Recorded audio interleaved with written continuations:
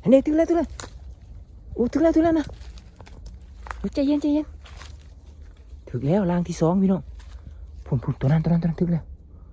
โอ้ถึงแล้วเห็นบ่เข่งตึงอยู่นะแม่นถึงแล้วโอ้ย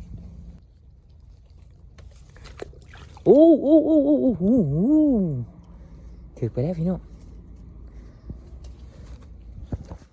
ปลาเข่งนี่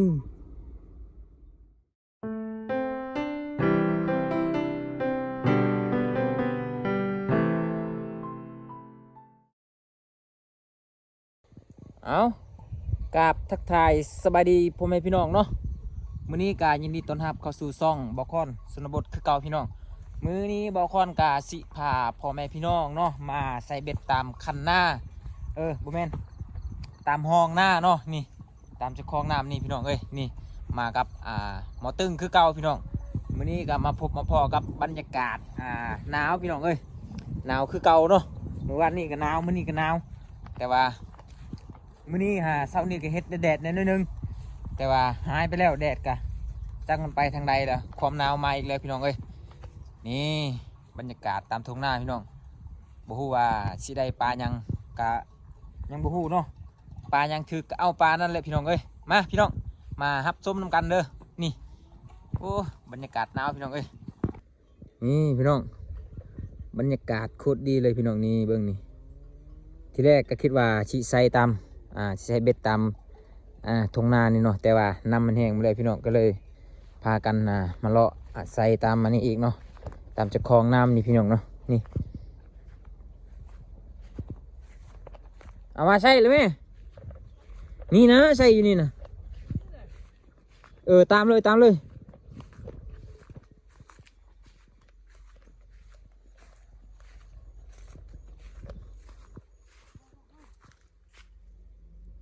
ปลาคอบ่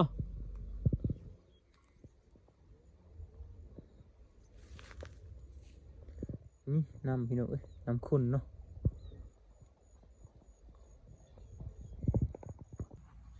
พี่น้องเนาะตอนนี้บ่าวตึ้งกำลังตามเบ็ดอยู่เนาะกำลังเริ่มจะใส่เบ็ดแล้วเป้าหมายของเราก็คือบ่ต้องการหลายพี่น้องพูละโตเนาะพูละโตได้2โตกับพูละโตเนาะสมมติว่าปลาคอกับพูละโต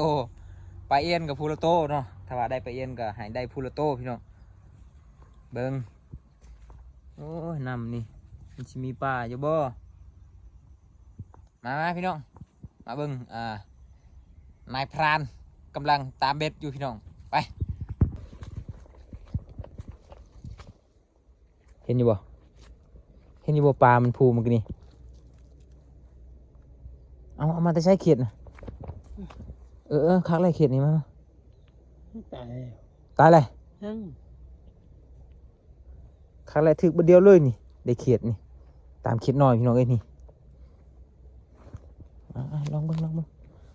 ตามเลยขี้เดือนเด้อ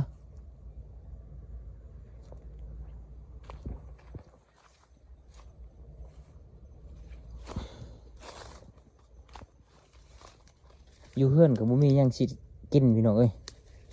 จักสิกินยังหนาวนี่ลองเบิ่งนี่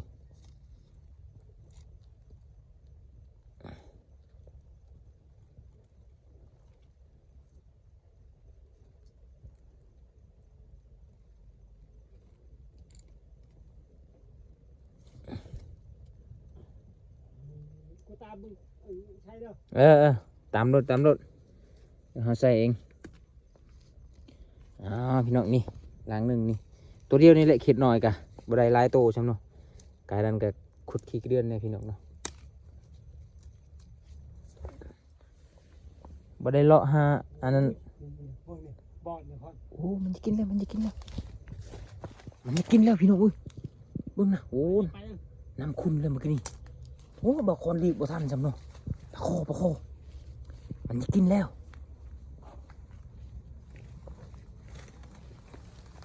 โอ้เกือบไปแล้วคันบอกคนรีบใส่แล้วก็ยับขึ้นมานี่หับห้องมาทึกพี่น้องอันนี้บอกคนยังซ่าอยู่เนาะ โอ้เกือบไปแล้วเกือบไปแล้ว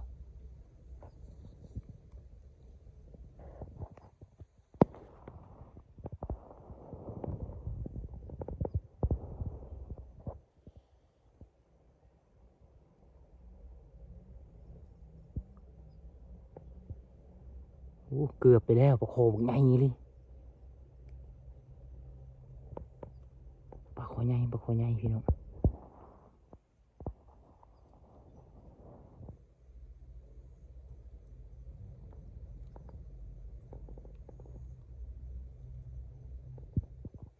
ไปใส่รางต่อไปอีกพี่น้องเลย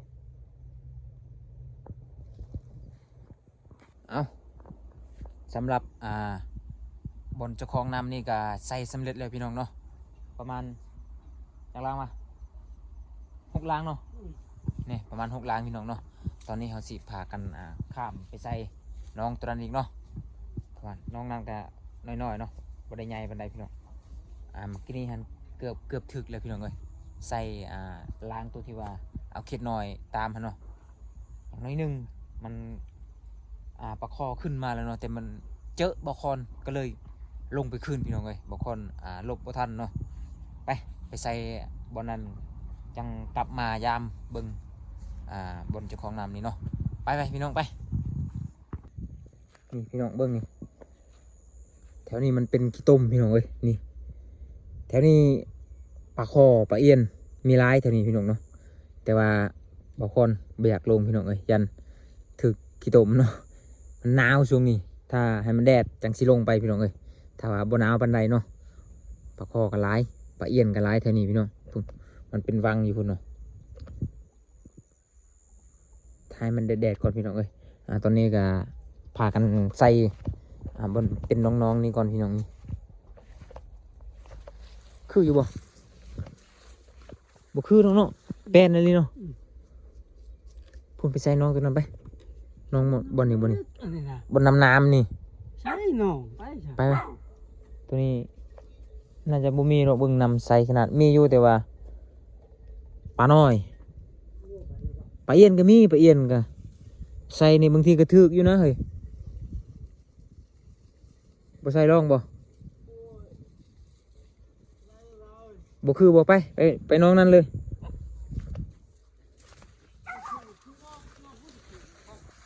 ลุ่มพุ่นบ่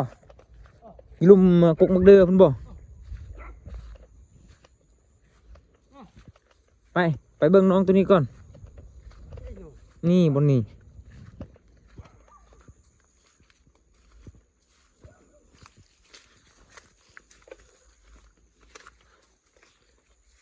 เหยียบน้ำหน่อยหนึ่งก็เย็นจอยหลดพี่น้องเลยหนาวเลยดิ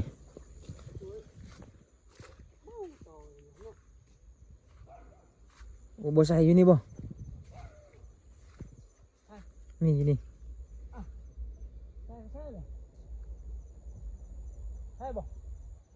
โอ้น้ำตื่นเลยบ่ใส่ข้ามไปพุ่นเลยพุ่นใส่น้องตัวนั้นเอามาหอดน้องเลยพี่น้องมีแต่น้ำเลยเนาะน้ำพลังนี่แถวบ้านก็มักเอิญว่าน้ำพลังแม่นบ่แม่นบ่ตึงตามรูปเบ็ดนะมีปลาข้อได้น้องนี่เลยใช่บ่ใส่แล้วหอยก็ลายได้หอยนี่โอ้ยนี่ใช่บ่บ่ขอจะละห้อยนี่แล้วเอาว่าล่าใช่กุ้ยน้ำบ่เจอหูปลาเอียนนะบ่นี่สิลองงมหูปลาเอียนมึง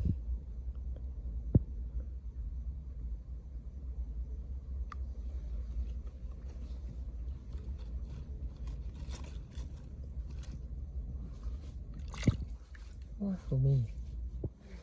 บ่ได้เจอเลย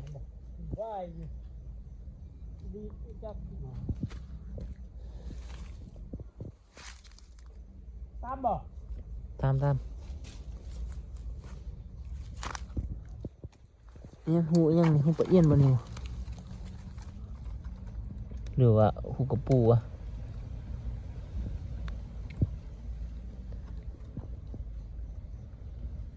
น่าจะแม่นฮูกระปูแหละแบบนี้ตามมานี่เจอเลยฮูนี่ กูยัง บ่ฮู้คือกันเลยพี่น้องสำหรับน้องนี่ก็สำเร็จไป2ลางพี่น้องเอ้ยลองใส่เบิ่งตามหูนี่เนาะ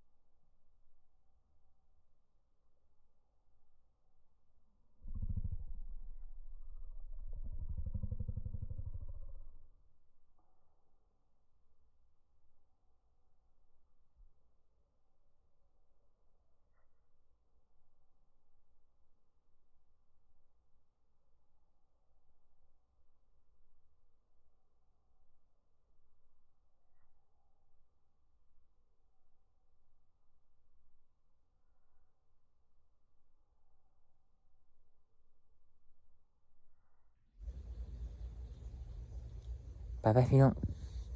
ไปใส่ให้มันหมดซะยัง2ลางอยู่นั่นนะพี่น้องสรุปแล้วเบ็ดยังเหลือ2ลางเนาะบ่มีบนใส่แล้วนี่ตอนนี้ก็กำลังสิย่างไปยามเลยพี่น้องเอ้ยเพราะว่ามันบ่มีบนใส่เลยยัง2ลางซื่อๆเนาะว่าสิใส่บนเดียวกับยานมันติดกันโพดพี่น้องพยายามนำกันบัดพยายาม2ลางที่ว่าใส่ในหูเนาะมันสิเมนหูปลาเอียนห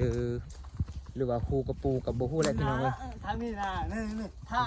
นี่นะนี่ทางนี้โอเคอยู่นะนี่หกหน้าทางนั้นนะ โอ้แล้วมันเป็นทางอยู่ ไปทางไหนก็ได้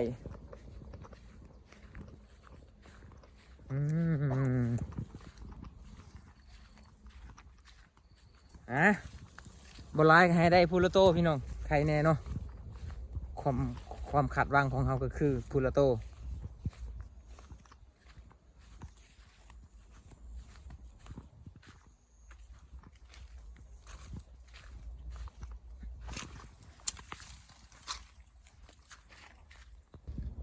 มา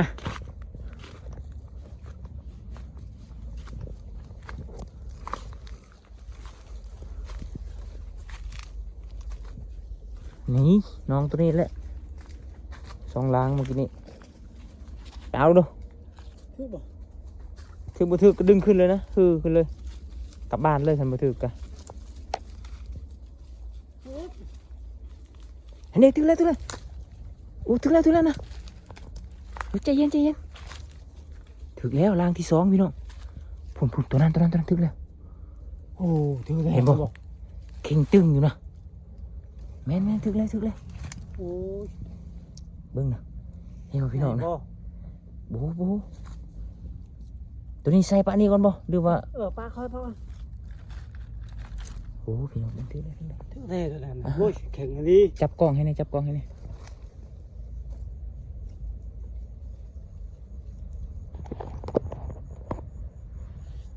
บ่ได้สิไปจังไรบัดนี้ ข้ามเลย เนาะ โอ้ยเห็นบ่ได้เห็นบ่ไปอีกพอแล้ว ไปเลย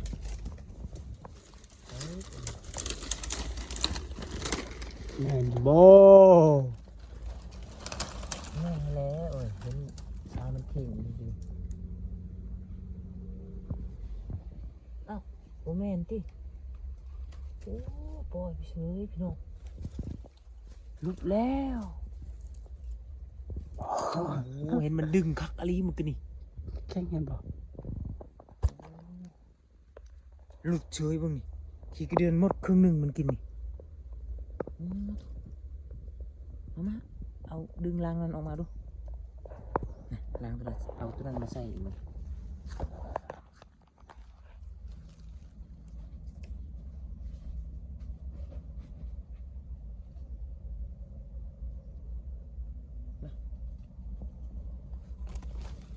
โอ้มาดึงคักอะไรมันกินนี่ดู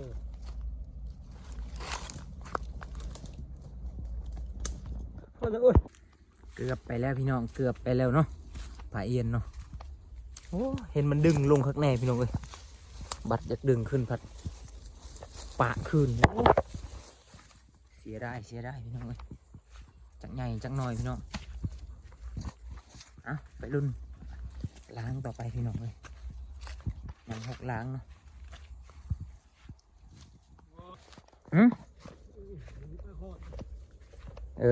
ให้มันได้ก่อน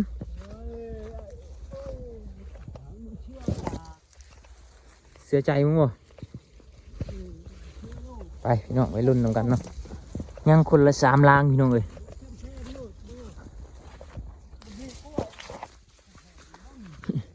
ปลาขอซ้ำแข็งคนนะให้มันได้ซ้ำโปมือซ้ำโปตีนไข่ๆเนี่ยแล้วดีใจแล้วได้สนั่นกันได้ปลาคอซ้ำแข็งอีกแล้ว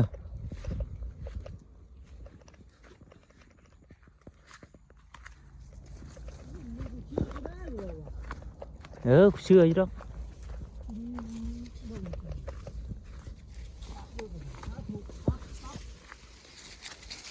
เห็นบ่พยายามทางพุทธรถ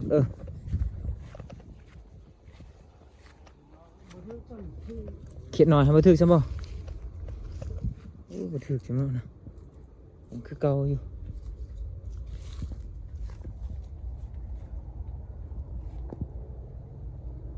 อันนี้ถึกบ่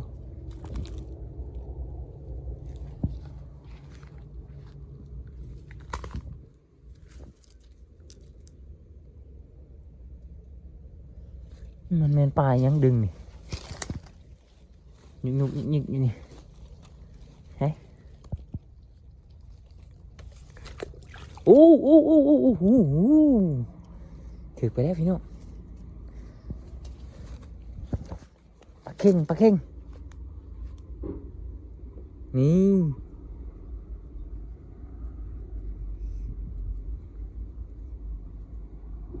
ถืออยู่บ่ทางพุ่นน่ะนี่เรียบร้อยไหนตัวหนึ่งพี่น้องเอ้ยฮะ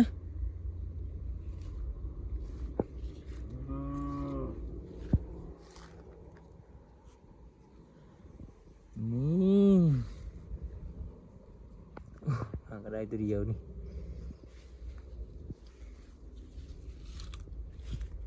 มาอย่างล้างหนึ่งเขา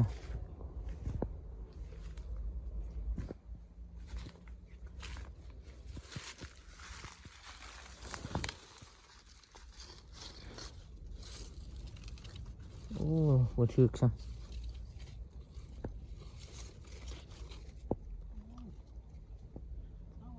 ไปที่มีชั้นเอาบ่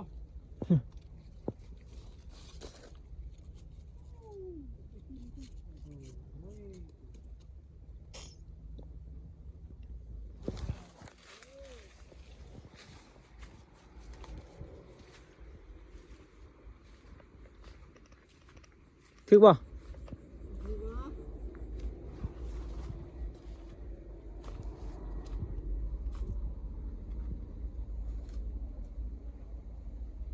โอ้บ่ถึกซัง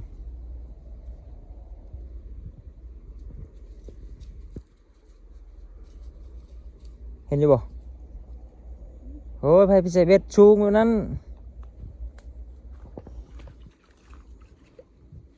อันนี้น่าจะเป็นป้าเลยนี่ตอดนี่เบื้องนี่มันเกาะกับไม้เลยนี่ถ่ายไปกูเลยว่าเบ็ดบ่เฮ้ยใส่ต่อบ่หรือว่าสิพอเนาะพอแล้วพี่น้องเอ้ยได้แต่ตัวเดียวนึงโอ้พี่น้องเอ้ยคิดว่าสิได้2 โตเนาะคนละโตสุดท้ายแม่นได้แต่โตเดียวซื่อ ปลาเข่งในมูปลาโค ปลาเค็งหมูประกอบบ่ ปลาโคในมูปลาดุก หูหมดเดี๋ยว ปลาดุกในมูปลาเอี้ยน หมูกันหมดแล้วปลา ปลาเอี้ยนในมูปลากังอ่าน เอาไปแกะกลับบ้านพอหลายอยู่เนาะ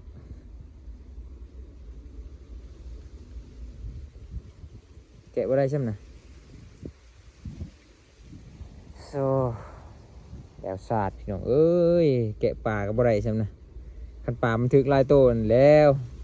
หมดมือมันนี่แหละแกะคิดมีเลย เออโอเคพี่น้องเนาะสรุปแล้วก็ได้ปลาแต่ตัวเดียวพี่น้องเนาะปลาเอี้ยนมักกะนี่กาปล่อยเนาะมันหลุดไปก่อนพี่น้องเลยถ้าว่าบ่หลุดน่าจะได้2 โตแหละกับตัวนี้แหละก็ได้คนละโตเนาะถ้าว่าบ่หลุดตัวนั้นกันอันนี้เฮ็ดจังไดมันหลุดไปแล้วมันบ่ถึกเนาะได้แต่ตัวเดียวนะปลาเค็งนะไปกลับอันนี้โอเคพี่น้องเนาะขอจบเพียงเท่านี้ก่อนสำหรับคลิปนี้พี่น้องเนาะเจอกันในคลิปหน้า